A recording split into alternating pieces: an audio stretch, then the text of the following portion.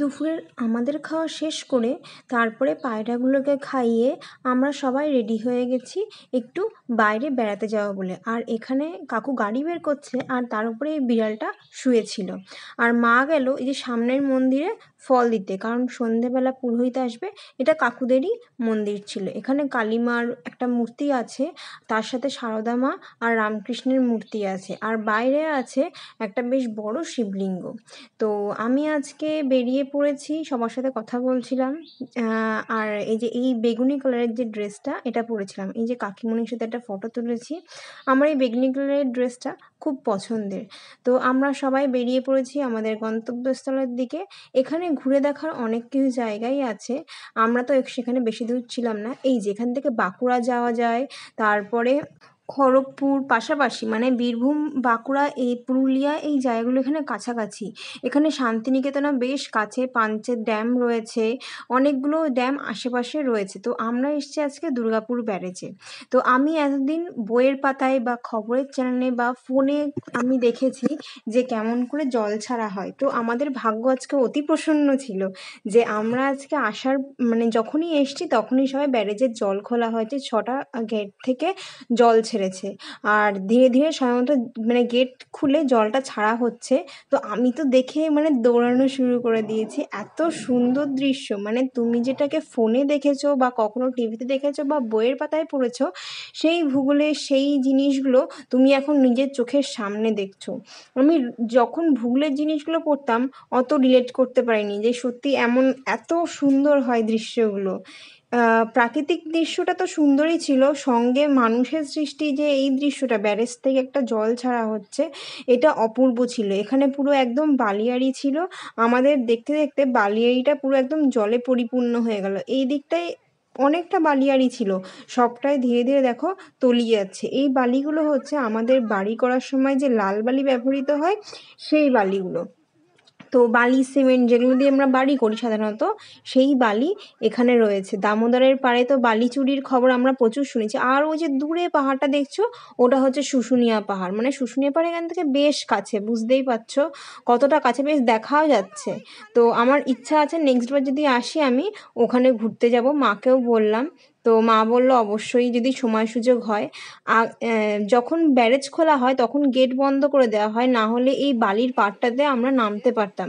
কিন্তু এখন যেহেতু জল ছেড়েছে ওর জন্য এই বালিয়াড়ি যে জায়গাটা নামতে দেবে না, আমাদের গেট বন্ধ করে দিয়েছে। আর এই দেখো এখানে সব যারা যারা নেমেছে এরা সব মাছুয়ারা বা জেলেরা নেমেছে। তো জেলেরা এখানে নৌকা নিয়ে যেহেতু রয়েছে তো নামতে পেরেছে। আমরা তো সাঁতার জানি না বা নৌকাও নেই, তো ওই জন্য আমাদের মানে সাধারণ মানুষদের এখানে বারণ রয়েছে। তো দেখো কি সুন্দর ছেড়েছে। আমরা ওই কাছে ব্রিজের যে ব্রিজটা যেখানে ব্যারেজটা রয়েছে সেইখানে যাব এখন ধীরে ধীরে। মাকে বললাম যে ওখানে কি যাওয়া যায়। আমি যেহেতু জানি না যে সেখানে এখন যাওয়া যায় কিনা, কারণ কি প্রচুর পরিমাণে জল ছাড়ছে, জানি না ব্রিজের ওপরে কাউকে যেতে দেওয়া হয় কিনা। তো আমি মাকে জিজ্ঞেস করলাম, তো মা আবার কাকিমণিকে জিজ্ঞেস করলো, কাকিমণি বললো হ্যাঁ সবসময় খোলা আছে, কোনো অসুবিধা হয় না, এমনি যাওয়া যায়। আর এই দেখো সঙ্গে গাড়িও চলছে এখানে। তো মানুষের যাওয়ার পক্ষে কোনো তেমন অসুবিধা নেই। কিন্তু আমি যখন ব্রিজের ওপরে উঠলাম আমার সত্যি এখন ভয় লেগে গেছে। মানে ব্রিজটা পুরো কাঁপছে, আমার পায়ের তলার মাটি যেন মনে হচ্ছে ভূমিকম্প হচ্ছে। এই দূরে অতটা বোঝা যাচ্ছে না, কিন্তু যখন একদম যে ব্যারেজ মানে যে গেটগুলোর থেকে জলটা ছাড়ছে সেই গেটের তলায় দাঁড়ালে যেন পায়ের তলার মাটিগুলো একদম কাঁপতে শুরু করেছে থরথর করে। এটা ব্যাপক ভয়ের ছিল। কখনো ভূমিকম্প হলে আমাদের এদিকে সাধারণত মানে সমতল জায়গায় ভূমিকম্পর প্রভাব অতটা বোঝা যায় না, কিন্তু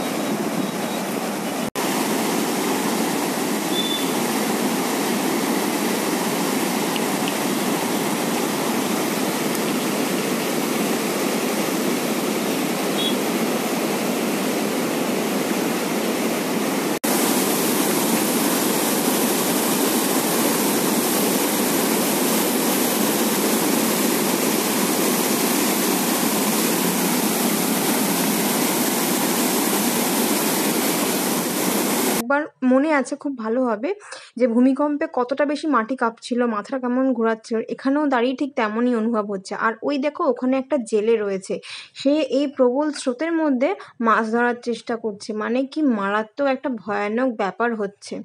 এত যে প্রচুর জলরাশি, কেউ যদি ওখানে পড়ে তার আর মানে মানে লাশটুকু আর খুঁজে পাওয়া যাবে না, এমন একটা মারাত্মক অবস্থা। শোনা যায়, মানে শোনা গেছে বা খবরের পেপারে অনেক দিনই আমি দেখেছি যে অনেকগুলো বাচ্চারা এখানে সাঁতার কাটতে এসে মারা গেছে। তো এত যদি স্রোত থাকে জলের, হঠাৎ করে ব্যারেজ খোলা হয়, কেউ যদি মানে না দেখে তো এমন তো হবেই। হঠাৎ করে দেখে মনে হচ্ছে যেন এই জলের মধ্যে ঝাঁপ দিই, খড়কুটোর মতন ভেসে যাব একদম। তো আমি ঠিক বিপরীত পাশে চলে এসেছি। এই যে এখানে গেটটা খোলা হয়েছে, আমি ভেবেছিলাম কতটা না গেট খোলা হয়েছে, উমা এখানে এসে দেখি তো অন্য চুল পরিমাণ খোলা হয়েছে, একদম চুল পরিমাণ।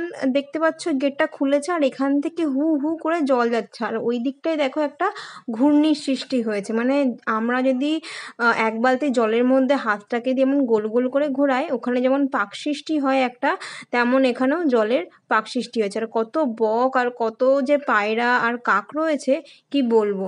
এই যে ব্রিজটা এমন, ওইদিকে হচ্ছে জল ছাড়া হয়েছে, মানে যেদিকে শুকিয়ে গেছে দামোদর, আর এইদিকে হচ্ছে দামোদরের জলটা রয়েছে।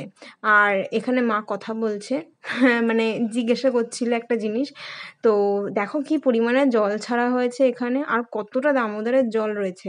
আর গুড়ি গুড়ি বৃষ্টি পড়েই যাচ্ছে মারাত্মকভাবে, মানে কুয়াশার মতন। সঙ্গে এখানকার যে জলটা বেরোচ্ছে সেই জলটাও কুয়াশার মতন যেন ওপরের দিকে উঠছে। আর কত পুলিশের গাড়ি দেখো, প্রচুর গাড়ি ছিল এখানে, পুলিশ গভর্নমেন্টের প্রচুর লোক ছিল, যেহেতু জলটা ছাড়া হয়েছে আশেপাশে প্রচুর মানুষ ছিল। তো সবাই আমাদের মতন দেখছে। আর এই যে তো গুড়ি গুড়ি সময় বৃষ্টি পড়ে যাচ্ছে, আর বারবার মানে ছাতা নিয়ে এদিক ওদিক করে দৌড়াচ্ছি। সঙ্গে না বৃষ্টির সঙ্গে মেনলি হাওয়াটাও রয়েছে। মানে বৃষ্টিতে শুধু পড়তো আলাদা কথা, এখানে বেশ ভালো জোরে হাওয়া চলছে চলছে বেশ শো শো করে, তার সঙ্গে ছিটে ফোঁটা বৃষ্টি চলছে কুয়াশার মতন, সাথে এই যে জলগুলো ছিটকে ছিটকে পড়ছে হাওয়ার সঙ্গে যেন আসছে। দেখো জলটা যেন মনে হচ্ছে আমাকে খেয়ে ফেলবে এক্ষুনি। উফ, কি মারাত্মক সুন্দর দৃশ্যটা, মানে ক্যামেরায় এটা বোঝানো যায় না। যদি কেউ কখনো পারো, যদি কেউ কখনো না দেখে থাকো কোনো ড্যাম, আমি চাইবো অবশ্যই অবশ্যই কোনো না কোনো বাঁধ যদি জল ছাড়া হয় কোথাও, তখন যেন গিয়ে একবার সে দেখে আসে নিজের চোখে। আমি চাইবো অন্তত, মানে তার সারা জীবনে এই একটা কাজ যেন সে করে আসে। সত্যি অপূর্ব ছিল দৃশ্যটা, যেন এত জল কি বলবো। সত্যিই সেই কুইন্টাল কুইন্টাল জল কথাটা সত্যিই মনে পড়ছে এবার, হাসিও পাচ্ছে কথাটা মনে করে। আর কি এই যে, আর এই দিকটায় একটা ব্রিজ রয়েছে, এটা হচ্ছে ক্যানেল তৈরি হয়েছে, এটা মানুষ সৃষ্ট ক্যানেল বোঝাই যাচ্ছে। এখানে জল যাচ্ছে, এখানেও জল ছাড়া হয়েছে, কিন্তু এখানে অল্প জল ছাড়া হয়েছে একদম।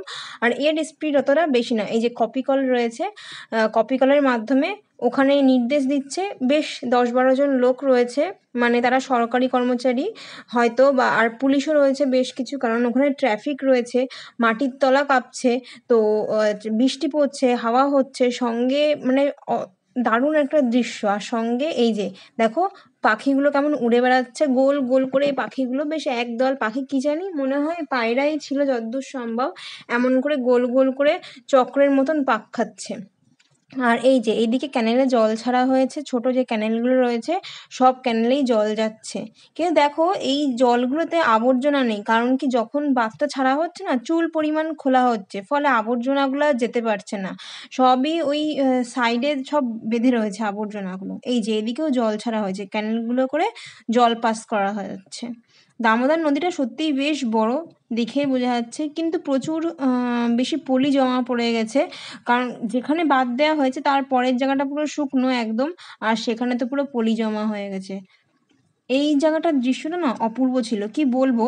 যখন সূর্যটা একদম লাল টুকটুকে সিঁদুরের ফোঁটা, দেখে মনে হচ্ছে একদম, মানে আমরা যেমন ঠাকুরের কপালে সিঁদুরের ফোঁটা দিই না, ঠিক তেমন একটা লালচে সিঁদুর ফোঁটার মতন একদম সূর্য রয়েছে।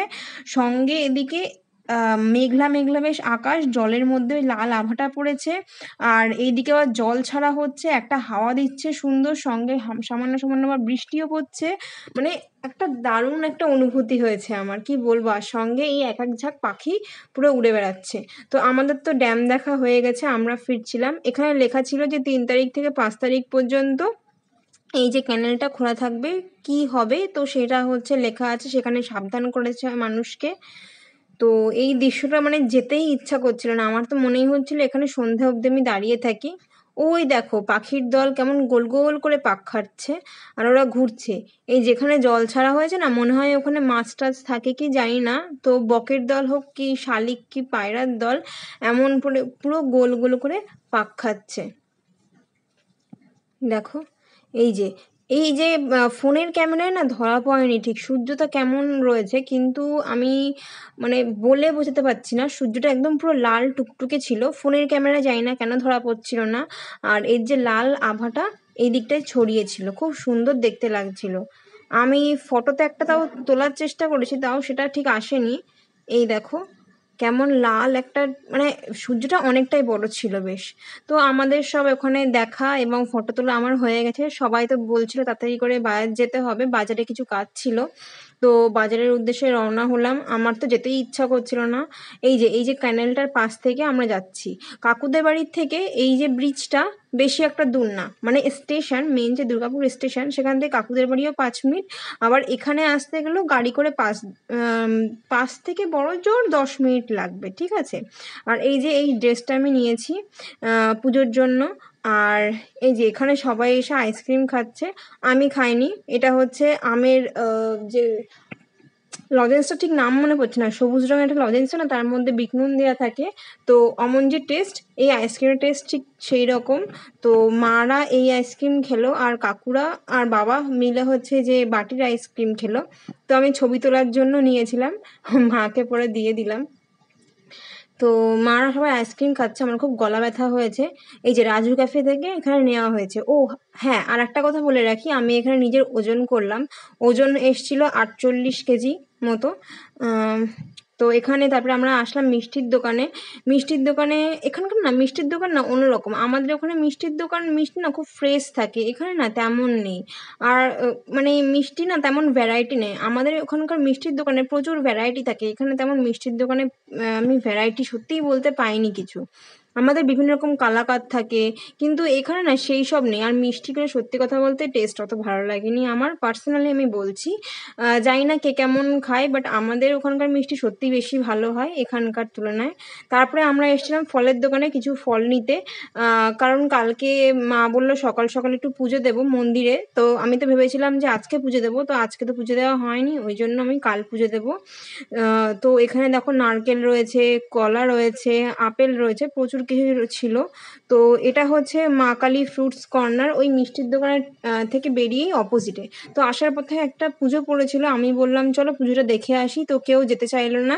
আমি আর কাকিমণি এসছিলাম, কাকিমণি বললো হ্যাঁ আমিও দেখবো। এই যে ঠাকুরটা করেছে, প্যান্ডেলটাও বেশ সুন্দর করেছে, ঠাকুরটাও আমার সত্যিই সুন্দর লেগেছে, বেশ বড় ছিল। আর এখানে টিনের ড্রাম যে হয় না যেগুলোতে তেল থাকে, তো সেই যে সর্ষের তেল থাকে, তো সেই টিনের ড্রামগুলো দিয়ে মানে ওগুলো দিয়ে করেছে এখানে। আর এখানে না মুখ ছিল, অনেকগুলো মুখোশ টুখোশ এই দিয়ে করেছে, বেশ ভালোই লেগেছে। জানি না থিমটা কিসের ওপর ছিল, সেখানে আমি খুব একটা পোস্টার দেখলাম না, হয়তো অন্যদিকে ছিল। আমরা আসলে পেছন দিক থেকে এসছিলাম, কারণ আমাদের গাড়িটা এর পেছনেই পার্ক করা ছিল। এটা একটা স্কুলের পুজো, তো এই পুজোটা নাকি বেশ নাম করা হয়, কোনো রকম পুরস্কারও পায় নাকি শুনেছি, থার্ড হোক বা সেকেন্ড হোক এরা পায়। তো আমরা বাড়ির দিকে রওনা হলাম, গুড়ি গুড়ি বৃষ্টি এখনও পড়ে যাচ্ছে। তো রাতে এসে বোঁদে, টক দই আর হচ্ছে রুটি আর ডাল দিয়ে শেষ করলাম আমাদের খাওয়ার। আমি ভিডিওটা এখানেই শেষ করছি, সবাই খুব ভালো থাকবেন।